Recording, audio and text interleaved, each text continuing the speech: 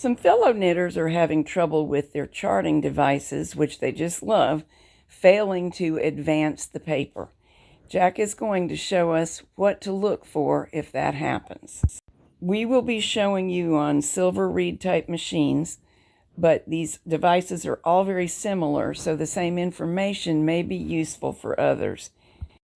This is my 740. It's working properly, advancing the paper, and I've used it recently. This is a machine that was given to me to be restored, and even though it's set so it should advance in both directions, it's only advancing in one. Here's what Jack took off so that we could get inside to the charting device. We do have videos detailing disassembly. The freestanding units don't look the same on the outside, but the works seem to be very, very close. Right. Notice when you're going to free it, here's your action.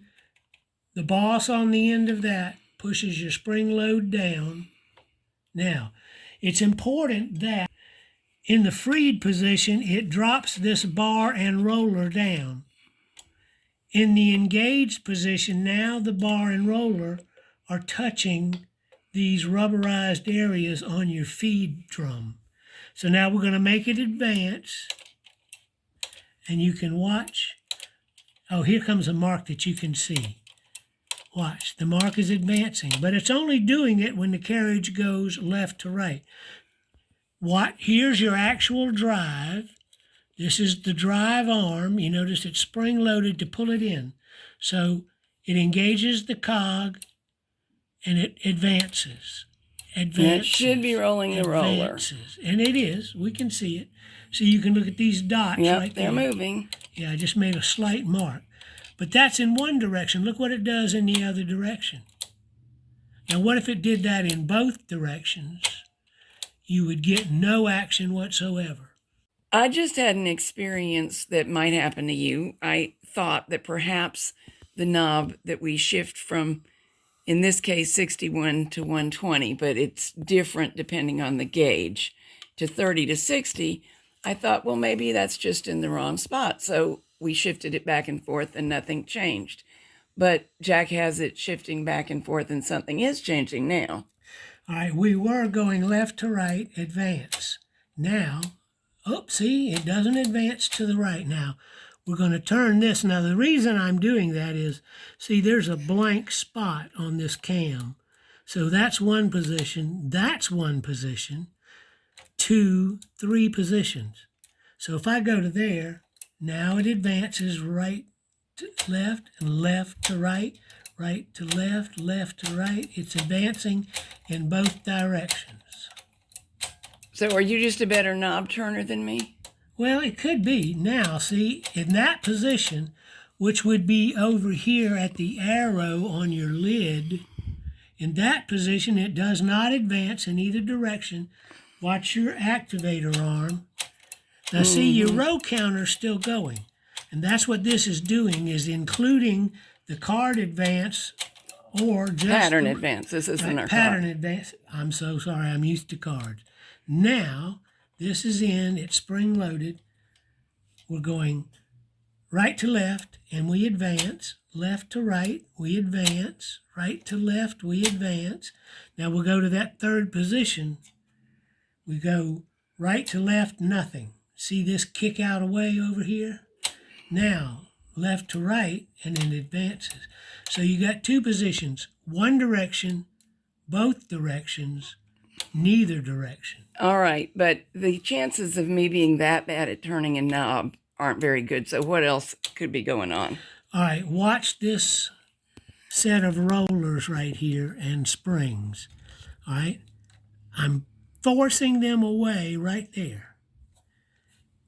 Now I'm keeping them away on one side. So back. Now in that position, see when it did that, it popped this over against this spring pressure.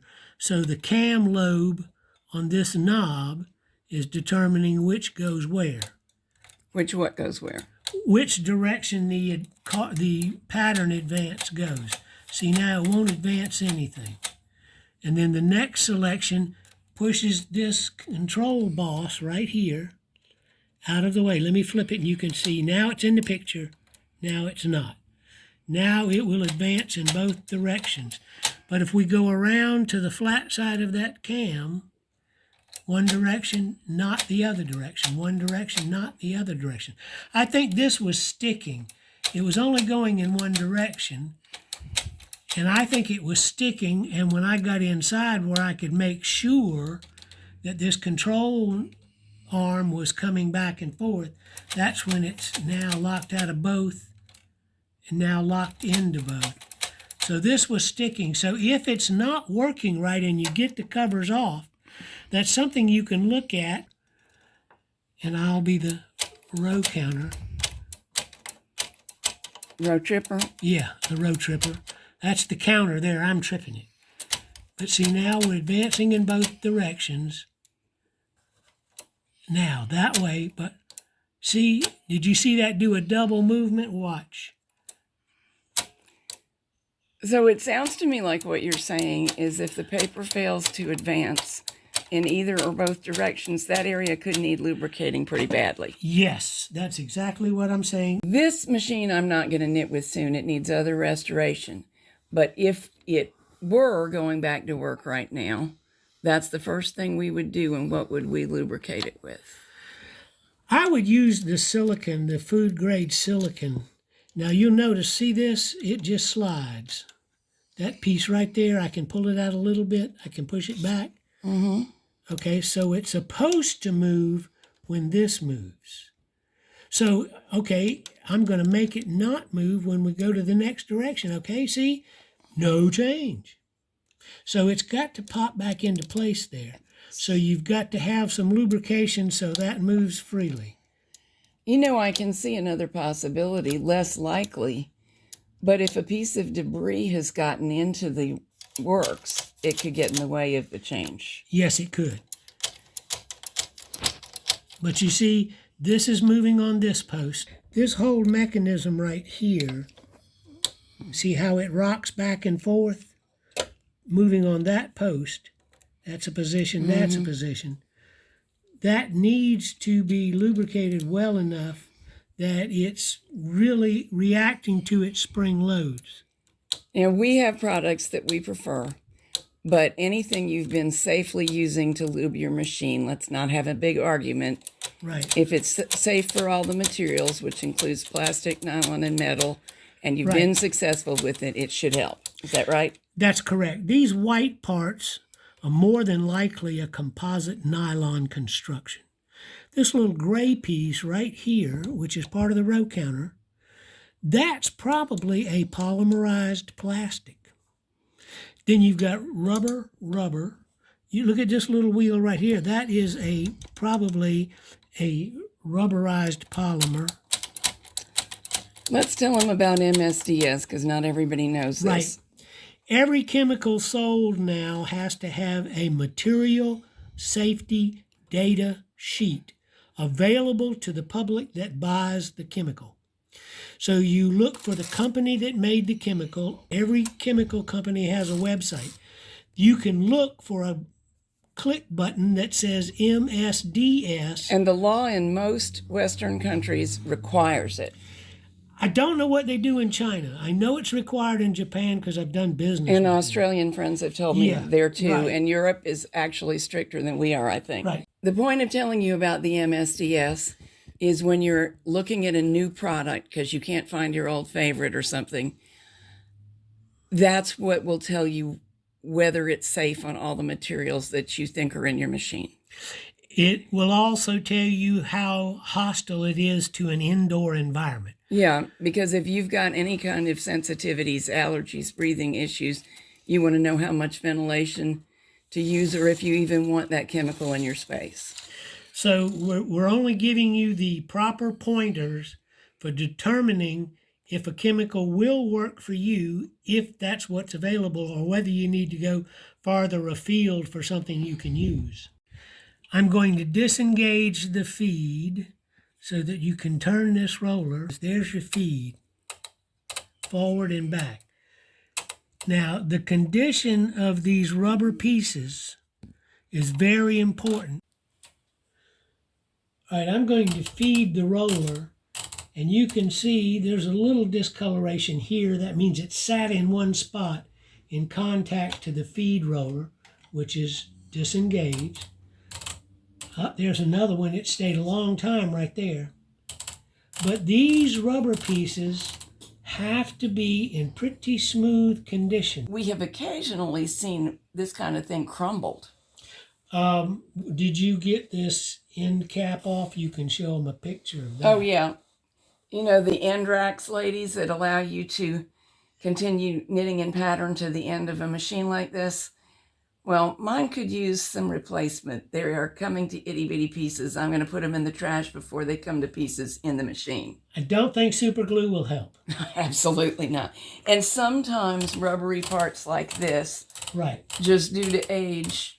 That's why we're showing you this on the film. These are in good condition.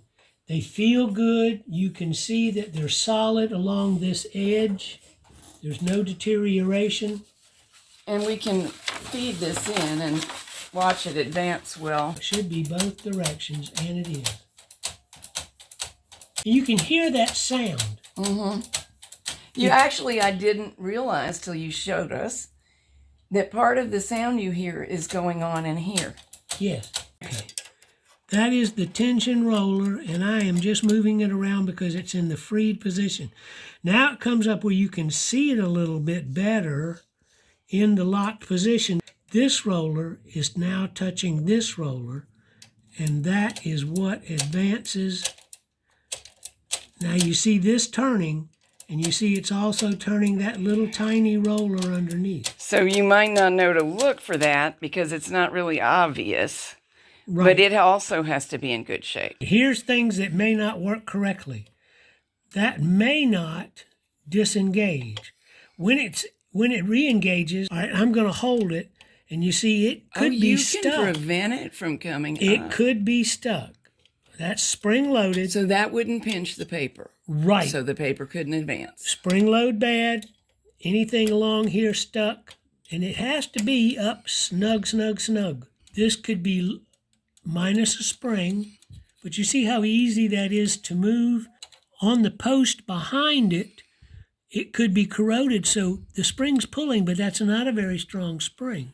So the spring could look good and be in position and not have the ability to do its job anyway. Right, now. Point to the place to look for corrosion again. Okay, right in there. Okay. Not necessarily corrosion, but just crud and just anything that'll stick this little arm. Anything that builds up over time in a knitting machine. Right, We've all seen it. Now, look right here at this assembly, and I'm going to push it. It needs to float just like that. So that when we come over here into the bidirectional tripping, everything works. And you'll notice that that arm moves every time the tripper moves in this position. I'm going to be the crud. You are able to stop it from its full motion. That's right. So if you were a piece of fuzz. Right. Now see, can you see this ear right here on your counter tripper? Uh-huh. That on the other side is now pushing that back. And now, see, this side's got nothing to push. I stopped it. I'm the crud. So this arm pushes it when it's rotating that way. And this arm right here rotates it the other way. So now I'm going left to right. And this arm's out of the picture, but the one opposite it is tripping. Now I'm going right to left, same thing. This one's out of the picture, and the one opposite is tripping. But if that doesn't float like it's supposed to, then nothing happens. And see, everybody's confused. So of course, that could be how something got stuck. That's right. And if you'll notice, see, when it's in the double position, that's when this cam portion right there pushes that into position. Now, when it's nobody goes anywhere, that's when the flat side is presented to that actuator arm. Now, that's both of them. It's the same, but it's changed the caliber of it so that advance, no advance, advance, no advance. See, now, on the no advance, that little arm on our tripper pushes that paddle all the way to the right to prevent it from advancing. Now I'm going to go to the both advanced position, and it pushes the arm back, and it pushes the arm back, and it pushes the arm back. To wrap this up, all of these movements that we've pointed out to you have to be operating correctly, smoothly, where you can move them by hand. And if they're not, lubricate, lubricate, lubricate till you get them moving. So keep this film so that you can take this off, do what I did, and make sure yours is doing the exact same thing. And over here where I'm aiming, those rubber rollers need to be checked for condition. The lower ones and the upper ones. And this needs to pop back just like that when you release it.